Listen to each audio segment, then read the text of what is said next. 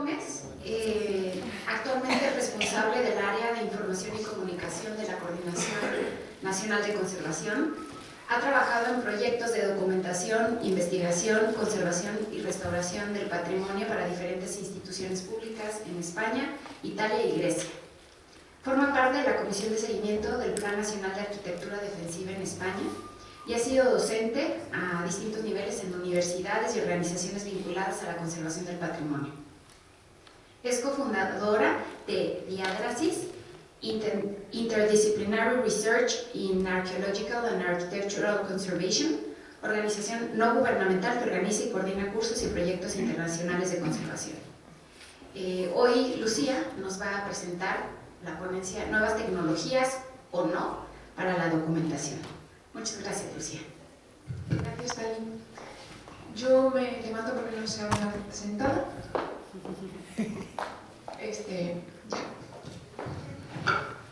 Ok, bueno, la idea de esta presentación en realidad nace de otra presentación que hice en realidad en 2009 que se llamaba Nuevas tecnologías o no para la difusión, porque en realidad en esta época nueva que vivimos hay un montón de nuevas tecnologías que se están aplicando en nuestra disciplina en distintos campos y muchas veces sucede que acaban siendo juguetes caros para niños grandes y no se utilizan, digamos, con el sentido común con el que se deberían de usar. Esa es la experiencia que yo tenía en el campo de la difusión, pero también sucede a veces en el campo de la documentación. Y lo que quería presentar justamente eran distintos casos en los que se ha utilizado una tecnología u otra y no siempre ha resultado como lo más adecuado para el caso que se estaba haciendo. Entonces, bueno, simplemente decir que en el caso de la documentación lo que hacemos es buscar la información que nos da nuestro objeto de estudio con el objetivo de describirlo en distintos aspectos. Lógicamente voy a dejar fuera toda la parte de documentación que tiene que ver con archivo y lo que me gustaría es introducir las distintas técnicas que tenemos para documentar nuestro objeto de estudio, que lógicamente es súper variado. Y lógicamente, dependiendo del objeto que tenemos, hay una diferencia básica que es el tamaño, pero hay también características muy distintas de cada uno de los objetos con los que trabajamos y que requieren de distintas técnicas también para su estudio. ¿Para qué documentamos? Es básico hacerse esa pregunta. Y no es baladí, porque veremos ahora algunos casos en los que nadie se preguntó para qué estaba documentando y simplemente dijo, escáner 3D, que es lo máximo, y no hace falta pararse a pensar qué es lo que quiero. Documentamos para hacer registro, documentamos para hacer estudio, documentamos para hacer diagnóstico, documentamos para hacer proyectos. En función de para qué vamos a trabajar, necesitaremos un tipo de documentación u otra.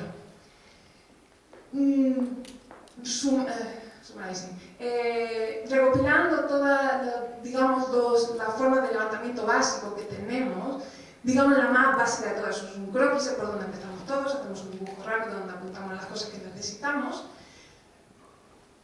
Esto es lógicamente hecho a mano, el método arqueológico, que no deja de ser un dibujo hecho a mano con precisión, imagino todo el mundo sabe, una retícula que permite ir tomando medidas de forma que asegures que el dibujo que está realizando es preciso. Esto se puede hacer tanto en sitios arqueológicos como en edificios.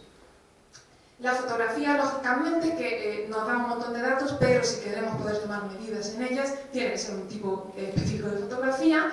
Tenemos la ortofotografía, que como todo el mundo sabe es una foto completamente plana respecto a la cámara, de forma que puedes tomar dimensiones reales, pero solo en aquel plano que se está rectificando, que es otro error que comete mucha gente. Se rectifica un alzado, se rectifica un retablo y se empiezan a tomar medidas cuando en realidad solo hay un plano, un único plano, que en realidad es en verdadera dimensión, el resto no.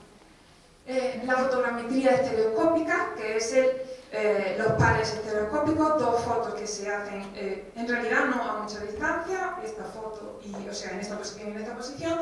Esa diferencia en la toma de la foto permite calcular la tercera dimensión de dónde está el punto y con el software adecuado o el equipo adecuado se puede llegar a hacer un dibujo tal como ese, que es todo el edificio. Cada una de las líneas que se han dibujado están en su posición real en el edificio, tridimensional, y miden exactamente lo que, la medida real. La fotogrametría terrestre, que en realidad es una evolución de la fotogrametría estereoscópica y que consiste en ya no tengo dos fotos de las que voy sacando puntos, sino que tengo un montón de fotos de un objeto y un software adecuado lo que hace es que va identificando los mismos puntos de distintas fotografías, localiza cuál es la posición de la cámara, la distancia de la cámara al objeto y es capaz de crear un modelo tridimensional real. Funciona exactamente igual que el escáner 3D o la fotogrametría estereoscópica, y a partir de ahí ya tengo un modelo del que puedo medir. Eso vale tanto para edificios como para objetos. Tenéis aquí el ejemplo. ¿Esto se llama? Sí. Es muy sencillo. De hecho, AutoCAD ha sacado un software que es absolutamente libre ahora mismo. Tú haces todas las fotos alrededor de tu objeto, las envías por email y te devuelven tu modelo 3D, que además para objetos es razonablemente preciso, para edificios no, y en ese caso yo utilizo software de pago que es un poquito más complejo. La fotografía aérea, que sí es ortogonal, también nos sirve para medir en verdadera magnitud, pero que además de permitirnos fotografiar sitios grandes, tiene la virtud de que a veces nos enseña cosas que no podemos ver a nivel del suelo. La fotografía analítica, de la que sabéis vosotros bastante más que yo, infrarrojos, ultravioleta, rasante, etc. El escáner 3D, el famoso escáner 3D, del que imagino que van a hablar mucho el viernes, que es una cosa maravillosa. Pones la maquinita, empiezas a marcar puntos, tú le dices cada cuánto quieres que tome los puntos y te hace justamente esto, que es el edificio completo o cueva completa o cualquier cosa que pongas enfrente, que además desde el principio toma fotografías de forma que también puedes tener la textura, pero luego veremos las limitaciones que tiene. A partir del escaneado 3D se pueden sacar plantas, alzados, secciones, etc. Pero no existen software que hagan automáticamente los planos. Es decir, cuando uno hace un escaneado tridimensional, no estás ganando tiempo, estás transformando el tiempo que estás pasando en el sitio a tiempo en el laboratorio o en el estudio. Porque luego a partir de ahí tienes que agarrar tu escaneado 3D y empezar a dibujar todos los atados, todas las secciones y todas las plantas, porque no existe software que te lo haga automáticamente. El GPS, que va de dos tipos, está el estándar, que imagino que en realidad son los mismos GPS que utilizamos para los coches, y lo que hace es que te toma puntos con una precisión, si tienes suerte, de 2-3 metros, que lógicamente, dependiendo de lo que uno esté levantando, puede ser una precisión muy ridícula, pero existe también el GPS diferencial, que es un aparato un poquito más grande, que ahora después veremos, que lo que te permite es una precisión de 2-3 centímetros. Eso es otra cosa, sobre todo si estamos haciendo levantamiento de áreas arqueológicas o de zonas más grandes. Bastante más caro, bastante más aparatoso.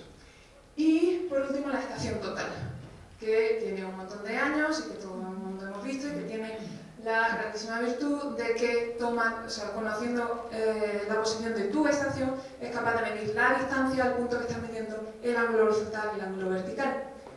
Y el problema es que da algo como esto. O sea, a partir de ahí, lógicamente, tienes que empezar a dibujar, porque solamente con esto difícilmente puedes hacer algo.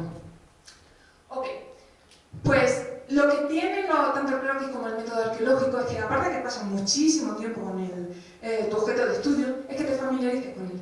Lo miras, lo remiras, lo vuelves a mirar. Y en ese mirar y volver a mirar también se descubren muchas cosas. Yo creo que es la gran ventaja de estos métodos manuales. En el caso de la fotografía, tiene limitaciones visuales. O sea, uno capta lo que está en la fotografía, pero lo que no está no lo puedes ver y tienes que acabar volviendo al sitio porque no puedes ver bien cuáles son las fases constructivas, porque no ves bien dónde están encontrando una con otra, no puedes ver bien los deterioros porque a lo mejor desde la fotografía no es suficiente para ver qué es lo que está pasando, etc. Y en el caso del GPS y de la estación total, es información numérica. Por sí misma no vale nada, hay que transformarla en algo. Ok, bueno, pues ahora varios ejemplos de lugares donde yo he trabajado o he visto, o compañeros han estado, que creo que ilustran bastante cuál debería ser el criterio a la hora de decidir el sistema por el que documentas. Este es un proyecto de 2003, hace muchos años, la Appia Antica de Roma. En aquel momento yo estaba colaborando con el Consejo Nacional para la Investigación en Italia y la Superintendencia Arqueológica de Roma, que es el organismo que se encarga de proteger el patrimonio arqueológico romano de la provincia de Roma, decidió que quería documentar la vía Appia Antica, que es una vía romana que tiene, no solo es una carretera, sino que tiene un montón de estructuras alrededor, la mayor parte de ellas funerarias. Bueno, pues las personas encargadas del proyecto, porque yo solo colaboraba, decidieron que se hiciera un modelo virtual que además permitiera luego recorrer ese modelo en tiempo real. Entonces se decidió utilizar el GPS diferencial, que es este cacharro que lleva el compañero Nicolás, y pues nos dedicamos durante días a darnos vueltas por la vía Appia Antica para poder hacer el levantamiento, que quedó como algo así. Como digo, tenía 2-3 centímetros de precisión, con lo cual el plano es bastante preciso. En el caso de las estructuras, utilizamos un photomodeler muy primitivo, que en aquella época funcionaba igual, se hacían fotos alrededor de los objetos, pero lo que el software hoy en día hace automáticamente, entonces había que hacerlo punto por punto, es decir, tú tenías que identificar en las fotos cuáles eran los puntos equivalentes en todas las fotos y acababa dándote pues algo como eso, bastante rudimentario. El tema está en que al final este fue el resultado del levantamiento, pero esta es la vía Antica real.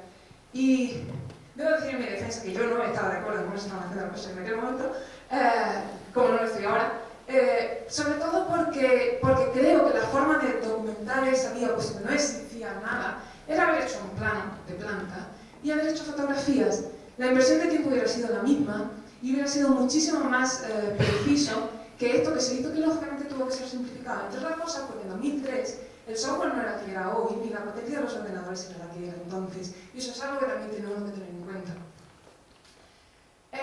Otro ejemplo, y aquí esto fue un experimento, esto es un curso que hicimos en 2011, era un curso proyecto, es decir, hacíamos la restauración de esta pequeña iglesita en Grecia, y teníamos una semana de levantamiento y dijimos, ¿por qué no probar a hacer el experimento de qué pasa si utilizamos distintos sistemas de levantamiento?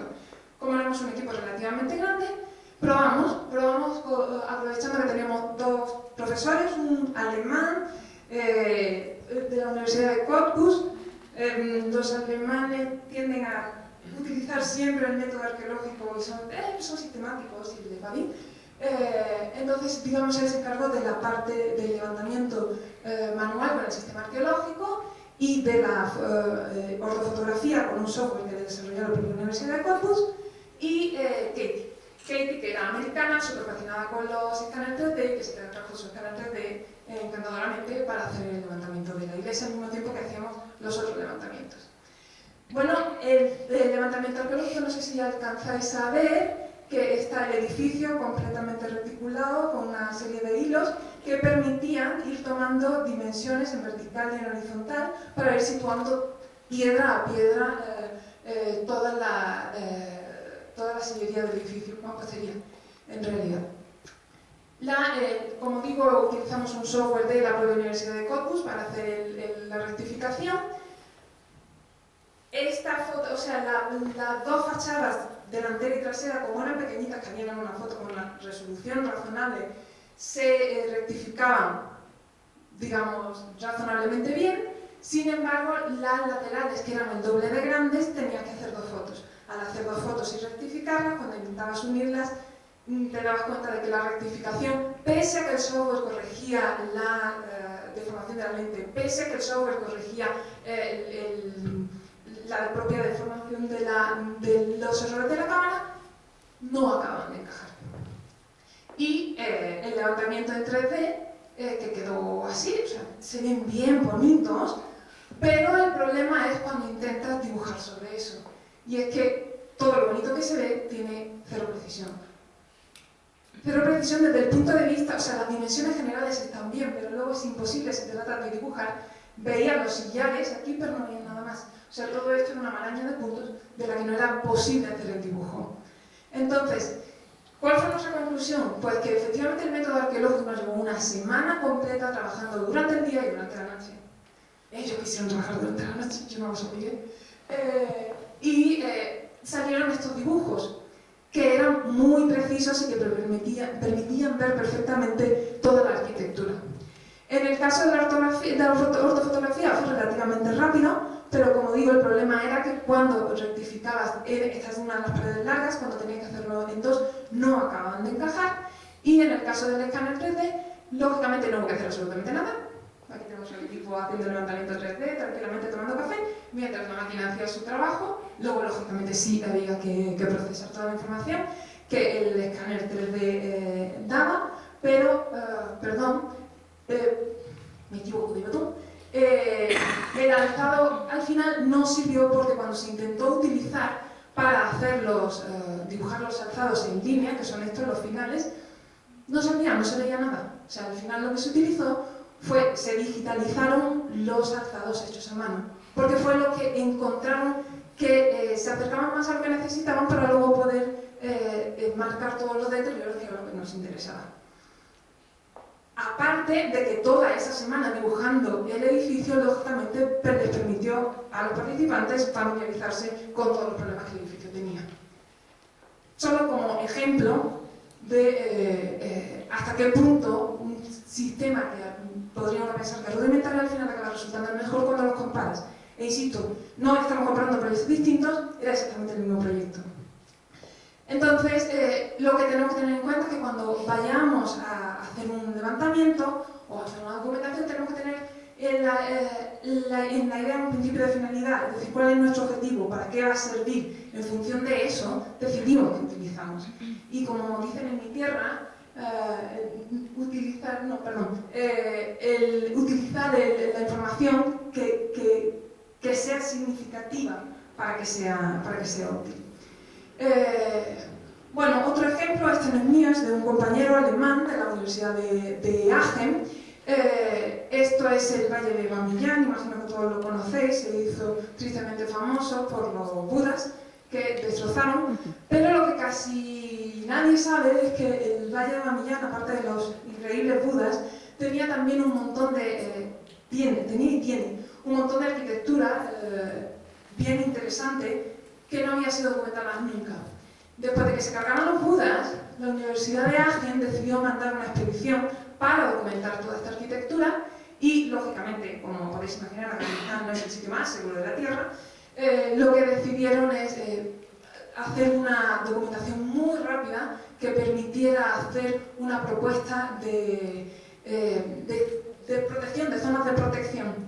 Así que trabajaron por parejas, diseñaron estas fichas que en realidad eran muy sencillas, lo único que se hacía un pequeño croquis, eran arquitectos, hacían un pequeño croquis, tomaban nota de dónde estaban tomando las fotografías mismas y una coordenada con un GPS,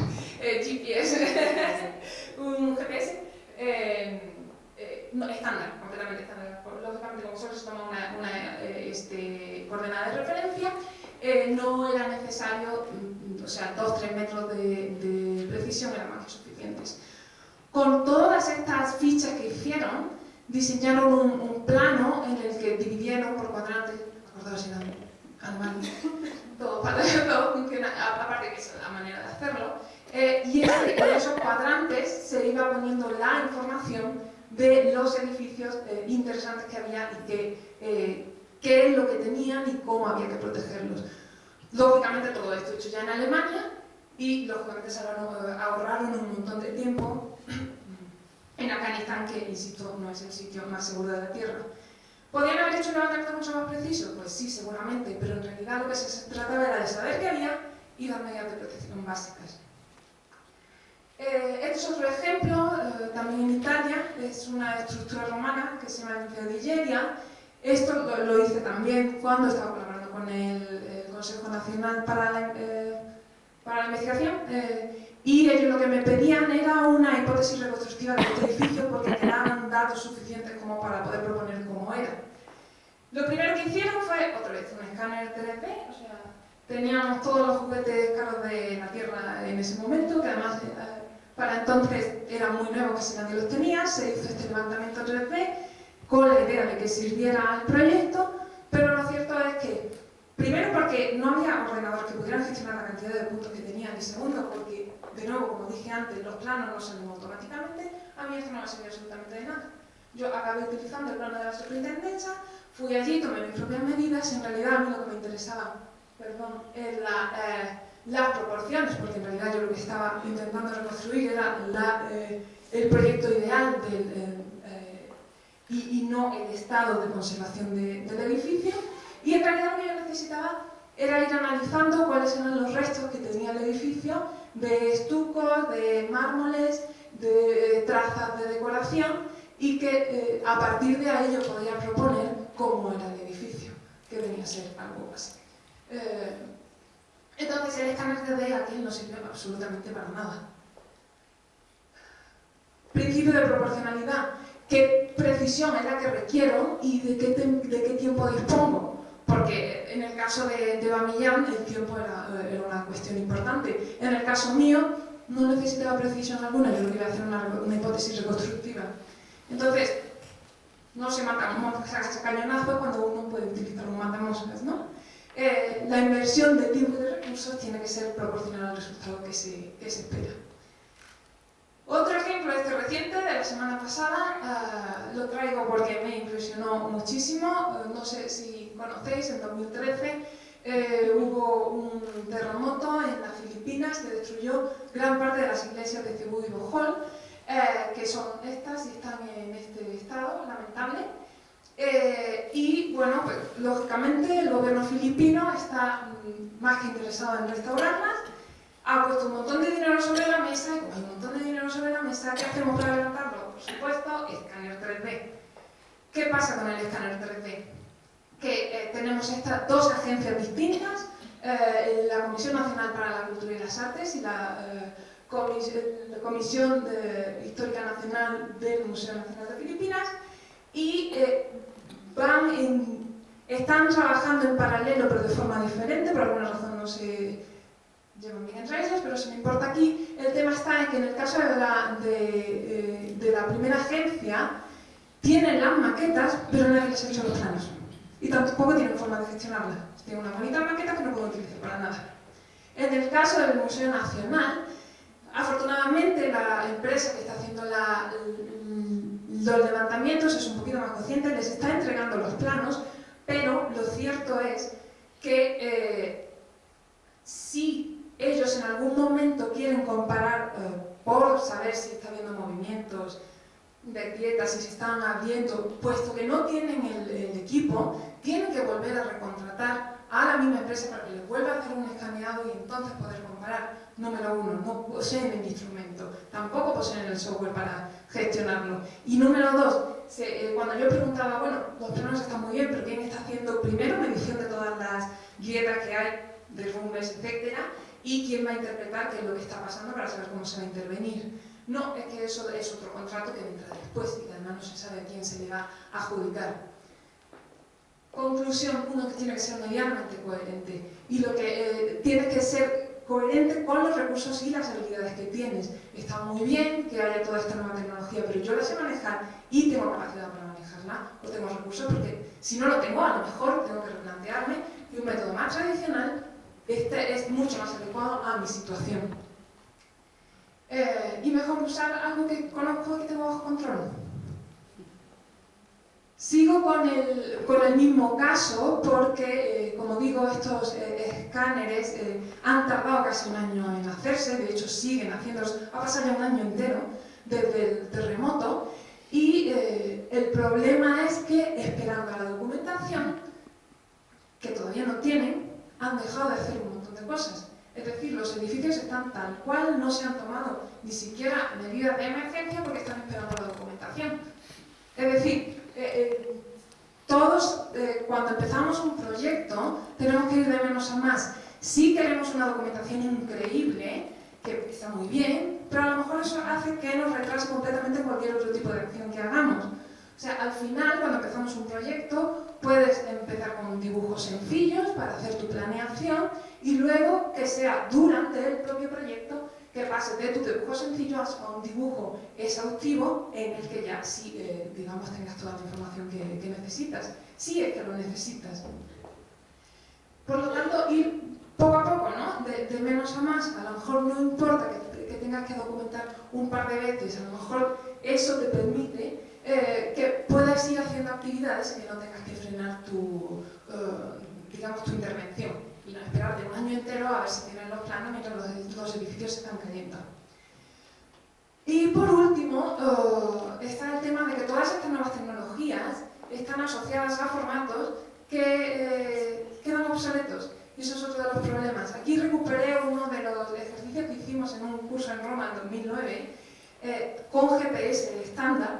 Fue una especie de experimento. Tomamos GPS, distintos equipos y hicimos recorridos por todas las vías de Hostia Antica para ver qué tal era, digamos, una forma de tener dimensión y distribución de Hostia Antica, que es un sitio arqueológico romano bastante grande. Y ya digo, era también, como era un curso, era una forma de experimentación. ¿Qué pasa? Que cuando yo fui a mis archivos, pues ya había cosas que no podía leer, que es una cosa que pasa con las tecnologías que van avanzando día a día, ¿no? Incluso de Photoshop CS5 a CS6 pues ya empiezan a tener incompatibilidades. Entonces, es necesario considerar el riesgo de obsolescencia, sobre todo si hablamos de proyectos, de cosas que pueden tener que consultarse muchísimo más tarde y transformarlos, ¿no? O sea, puntos, escáneres, GPS, todo. Al final con lo que trabajamos es con los planos. En los planos es donde ponemos nuestra información y el plano se imprime y se queda en un papel, y un papel dura para siempre. Entonces, todo lo que documentemos, transformarlo en algo que es estándar y que puede perdurar. Porque si lo dejamos, y de hecho hay un montón de escaneados 3D que se han quedado como escáneres o como para tenerlos como modelos, para visitarlos en real time, no sé. ¿Durante cuánto tiempo va a servir eso? Cuando en realidad lo que nosotros necesitamos al final son planos. Utilicemos el método que utilicemos, siempre acabamos necesitando los planos. Y ya para terminar y simplemente recapitulando, tener siempre en cuenta eso, que tenemos que tener un objetivo que tiene que ser proporcional al sistema, al objetivo que tenemos que ser coherentes con nuestra situación real, ir de lo menos a lo más, porque si haces la super documentación a lo mejor no te da tiempo ni a hacer el proyecto. Y tener en cuenta que toda nueva tecnología que se utilice tiene una perdurabilidad y contar también con eso. Muchas gracias.